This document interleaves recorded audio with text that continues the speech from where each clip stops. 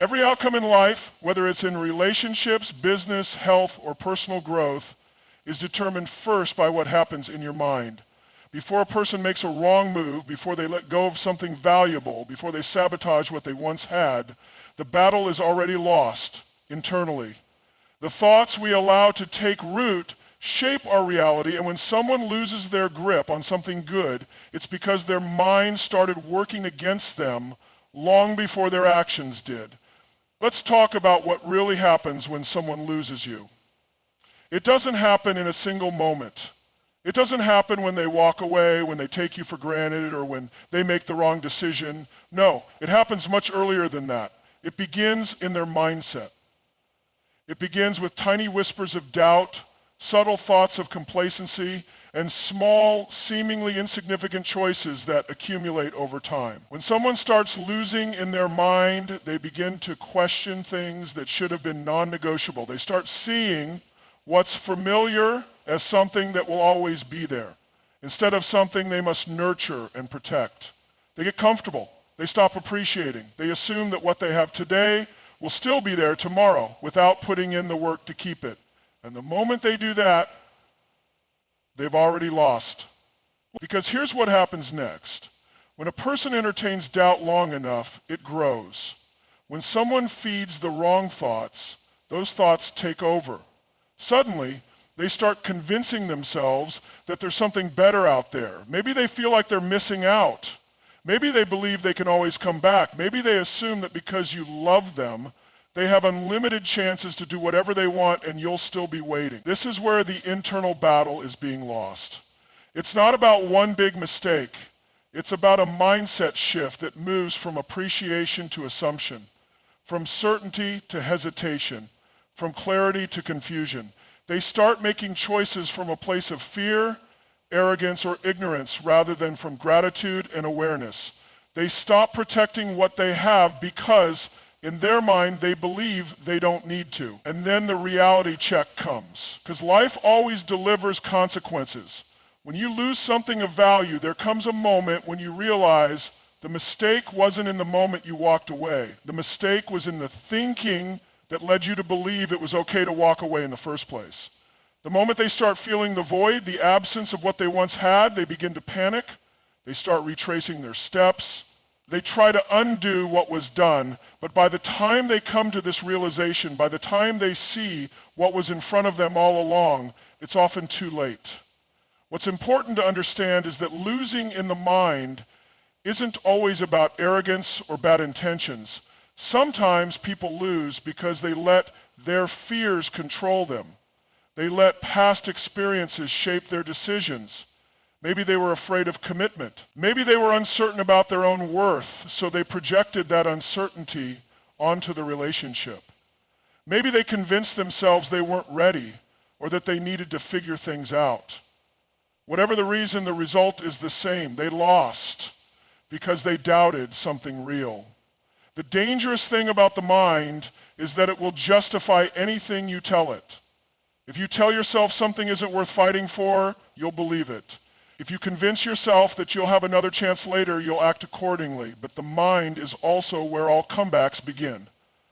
The same way someone loses in their mind first, they must also win in their mind before they can truly change. When someone realizes they made a mistake, they often think the solution is external. They believe if they can just say the right words, do the right things, or convince you to come back, they can fix it. But the real battle isn't with you. It's with themselves. They need to rewrite the thoughts that led them to lose in the first place. They need to rebuild the mindset that allowed them to sabotage something good. Until they do that, they are only acting from desperation, not transformation. The mind is the command center of everything. The thoughts you allow will determine the life you live. This is why self-awareness is everything, because when you understand how thoughts shape actions, you stop making decisions that lead to regret. You stop taking people for granted. You stop making choices that cost you what you value most. So when someone loses you, understand that it was never about a single mistake. It was about the way they were thinking long before that mistake happened. Their loss wasn't a spontaneous event. It was a slow internal process that led them there. And until they fix the way they think, until they shift their mindset, nothing they do on the outside will truly matter. Every decision, every reaction, every choice a person makes is driven by one of two mindsets: scarcity or abundance. These two perspectives shape how we see the world, how we handle relationships, and how we respond when we experience loss. The reason someone wants you back after they lost you, it's almost always because they were operating from scarcity. They didn't realize what they had until they felt the void. A scarcity mindset is driven by fear. It's the belief that there's not enough, whether it's love, opportunity, time, or success. People who think this way act out of desperation, not confidence. They hold on too tightly to things they should let go of, and they let go of things they should hold on to. Scarcity convinces people that they need to chase, control, or manipulate outcomes, because if they don't, they'll be left with nothing. When someone loses you and suddenly comes back, it's not necessarily because they've had a deep revelation about who you are. It's because they've entered a state of scarcity. They might have thought the grass was greener somewhere else. They might have believed they could replace you easily. They might have assumed that love, connection, and respect are things they could find anywhere whenever they wanted. But scarcity always teaches hard lessons. It shows them that what they assumed was easy to find isn't so easy at all. Because here's the truth. The world mirrors back to us the energy we put out. Someone who operates from abundance, someone who truly values themselves and the people in their life, creates stability. They don't take what they have for granted because they understand that real connections require effort, presence, and appreciation. They know that meaningful relationships don't just appear out of thin air, and they definitely don't flourish if neglected. But someone who operates from scarcity, they treat relationships like transactions. They believe that if one opportunity disappears, another will magically appear. They make careless decisions, assuming that they can always return to what they left behind.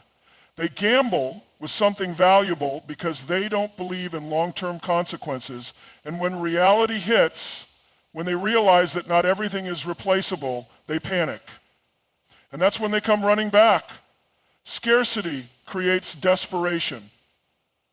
It makes people cling to the past because they don't believe in their ability to create something better in the future. Instead of taking responsibility for their choices, they focus on what they've lost.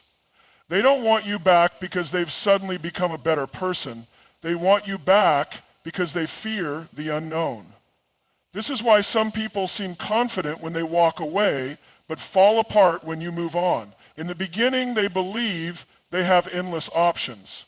They convince themselves that they are in control, that they can leave and return on their own terms. But when they see you thriving without them, when they realize that life moves forward without their presence, their scarcity mindset kicks in. Suddenly they feel the loss in a way they didn't expect. They feel the absence of something they assumed would always be there, and instead of truly evolving, they try to reclaim what they once had, not because they're ready, but because they can't handle the discomfort of losing. A person with an abundance mindset, on the other hand, doesn't react this way. They don't chase after something they lost because they understand that life is about continuous growth. They recognize that loss is not the end. It's an opportunity to learn, to evolve, and to create something even better. They don't beg for another chance because they are already focused on building a future that aligns with who they are becoming. Someone who truly values abundance doesn't take shortcuts in relationships. They don't play games. They don't make impulsive decisions that jeopardize what's meaningful. They know that what you water grows and what you neglect eventually fades. And because they live with this awareness, they don't find themselves in situations where they have to plead for something they lost due to their own lack of appreciation. Scarcity convinces people to act out of fear. Fear of being alone, fear of missing out, fear of making the wrong choice. But fear-based decisions rarely lead to strong outcomes. They lead to cycles of regret, to patterns of self-sabotage, to a constant state of chasing rather than building. Abundance, on the other hand, is about certainty. It's about knowing that what is meant for you will not require you to beg, manipulate, or hold on too tightly. It's about understanding that losing something, no matter how painful, is never the end of your story. It's about believing that your future holds greater opportunities than your past, and that no single loss defines your worth. The reason someone wants you back is rarely because they suddenly became a better person overnight. It's because scarcity has forced them to confront their own fears, their own mistakes, and their own flawed mindset. They lost something they assumed they could replace, and now they're realizing the truth. What they once had is not so easily found again. Too many people settle for being treated like an afterthought, like a second choice, like something that can be lost and then reclaimed without consequence. But here's what you need to understand. You are not an option. You are the prize. And when someone loses sight of that, it's not your job to remind them. It's their loss to deal with. People who don't recognize value when it's right in front of them are operating from a mindset of entitlement. They assume that because you love them, because you've given them your time, your energy, your loyalty, that you will always be available. They take your presence for granted because they believe you'll always be there, no matter what they do. And the moment someone starts thinking this way, they stop putting in the effort. The reality is, human nature gravitates toward what is uncertain, what is earned, what requires effort. What comes easily is often overlooked. This is why people lose what they never should have lost in the first place, because they assumed they had you instead of appreciating you. They believed they had time instead of understanding that time is never guaranteed. They convinced themselves that they didn't need to prioritize you, that they could make you wait, that they could figure things out on their own terms while keeping you as a backup plan. But you are not a backup plan. You are not someone's safety net, someone's just-in-case option, someone's fallback when things don't work out elsewhere. The moment you allow yourself to be treated that way, you lower your own worth in the process. And here's the thing about self-worth. It's not about what you say, it's about what you tolerate. If you allow someone to leave and come back whenever they feel like it, you are teaching them that your presence is conditional on their whims. You are showing them that they don't have to respect or cherish you to have access to you. You are telling them without words that your value is negotiable. But the truth is, your value is non-negotiable. The problem is when someone realizes they lost something good, their first instinct is often to try to reclaim it. They start remembering all the things they overlooked. They start replaying old memories, thinking about the love, the loyalty, the way you showed up for them when no one else did, and suddenly they panic. But here's what's important to recognize. They aren't coming back because they suddenly see your worth. They're coming back because they feel your absence. There's a huge difference between someone who truly values you and someone who just doesn't want to be without you. One is based on appreciation, the other is based on fear. Think about it. If they truly valued you, why did they act like it before? Why did they only realize it once you were gone?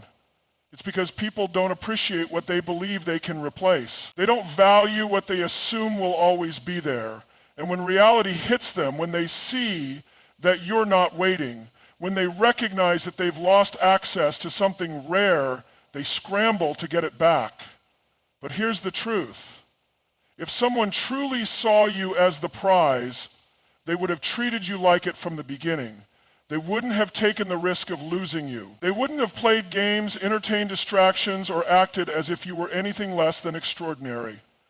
The reason you need to embody this mindset, that you are the prize, is because the world reflects back to you how you see yourself. If you treat yourself like an option, others will too. If you act like you are easily replaceable, others will believe it. But if you hold yourself to a higher standard, if you refuse to accept anything less than deep appreciation and respect, people will either rise to meet that standard or they will remove themselves from your life, and either way you win.